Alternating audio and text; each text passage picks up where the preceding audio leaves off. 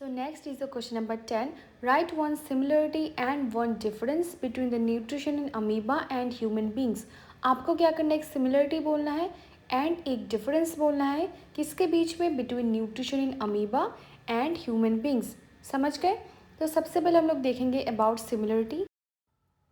The basic process of digestion of food and release of energy is the same in amoeba as well as in human beings. In amoeba, digestive juices are secreted into the food vacuole. They act on the food and break it down into simpler substances. Gradually, the digested food is absorbed. Similarly, in human beings, various digestive juices जैसे mouth, stomach, intestine act on food and break it down to simpler substance. तो ये है आपका similarity between nutrition in amoeba and human beings. तो इससे हम लोग क्या समझे, क्या सिमिलरिटी है दोनों पे, that is both in amoeba and human beings both convert करते, क्या कन्वर्ट करते, कॉम्प्लेक्स सब्सटेंसेस को इनटू सिंपलर सब्सटेंस। किसका हेल्प से? With the help of digestive juices. तो आई होप आपको जो सिमिलरिटी वो समझ में आ गया, that both convert complex substances into simpler substances with the help of digestive juices. So now let's see the difference. The digestion process in amoeba is simple, while in human beings it is a complex process. The process of ingestion and egestion are also quite different. Amoeba engulf its food by surrounding the food particles with its pseudopodia, जो क्या है, इसका false lag है. The undigested food, which is largely carbon dioxide gas, is expelled outside by the vacuole, while in human beings, the food, which is complex substance, is taken inside the mouth and undergoes a complex process of digestion and absorption. Finally, the undigested food is expelled in the form of feces. तो ये हमने देखा difference. तो दोनों में क्या difference है? जो डाइजेशन प्रोसेस है अमीबा का वो काफ़ी सिंपल है as compare to human beings. Human beings का कैसा डाइजेशन प्रोसेस? बहुत ही कॉम्प्लेक्स है, जैसे हमने 5 स्टेप पढ़ा था क्वेश्चन नंबर 1 पे। I hope you remember. फिर आपका क्या है, जो process of ingestion and egestion वो भी क्वाइट डिफरेंट है।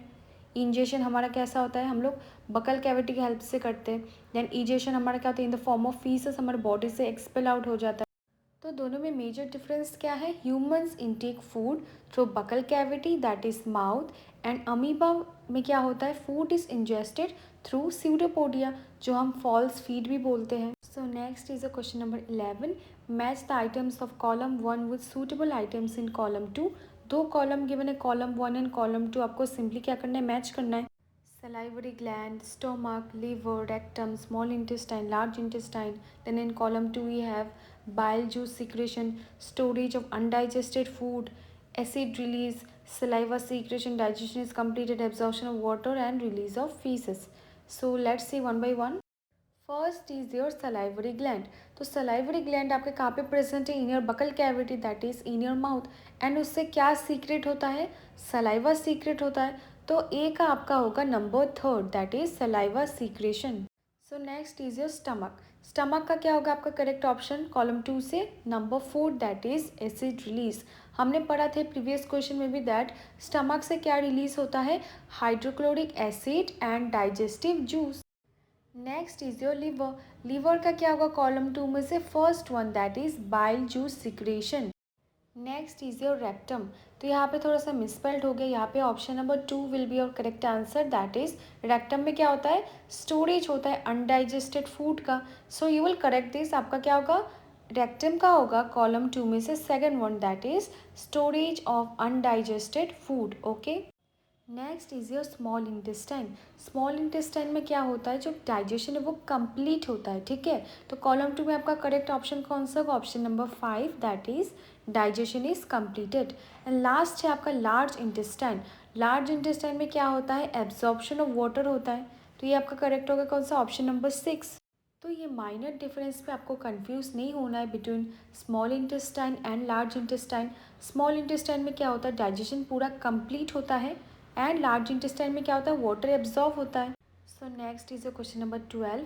Level figure 2.11 of the digestive system. आपको क्या करना है, यहाँ पे आपको जो डायग्राम गिवन है यहाँ पे आपको लेवल नहीं दिख रहा होगा, वो आपको सिंपल क्या करना है, लेबल करना है, कौन सा क्या पार्ट है, उसका क्या नाम है, वो आपको बताना है। So this is the correct one. आप यहाँ पे क्या करोगे, इसको लेबल करोगे। Liver, gall bladder, stomach, pancreas, small intestine, large intestine, rectum, anus. ये बहुत ही इंपॉर्टेंट है ह्यूमन डाइजेस्टिव सिस्टम का diagram. So this is the last question. Can we survive only on raw leafy vegetables or grass? Discuss. तो आपको ये बोलना है कि whether it is possible or whether we can survive only on raw कच्चा leafy vegetables या फिर grass खा के क्या आप सर्वाइव कर सकते हो, उसको आपको बोलना है विद एन एग्जाम्पल। ओके, ये आपको डिस्कस करना है। ठीक है, तो अभी आंसर देखो। Raw leafy vegetables and grass are rich in cellulose, a type of carbohydrate. Many animals, including humans, cannot digest cellulose because they do not have enzymes and certain type of bacteria which can digest cellulose. We cannot survive by taking vegetables in raw form, and that is why we boil or cook vegetables, which breaks down cellulose into simple carbohydrates. We can only survive by taking in vegetables in boiled or cooked form. तो हम लोग का अगर बात करें, that is human beings, we cannot survive only on the basis of raw leafy vegetables और grass. And the reason is very simple, because they mainly consist of cellulose which cannot be digested by us. Ruminants का अगर हम लोग example ले, that is grass eating animals, for them it's possible, क्योंकि उन पर र्यूमन present होता है जो लार्ज सेक लाइक स्ट्रक्चर होता है, बट ह्यूमन्स में वो प्रेजेंट नहीं है। एंड जो सर्टेन टाइप ऑफ बैक्टीरिया वो भी ह्यूमन्स में प्रेजेंट नहीं है, इसलिए हमें कोई भी खाना बॉयल करके खाना चाहिए।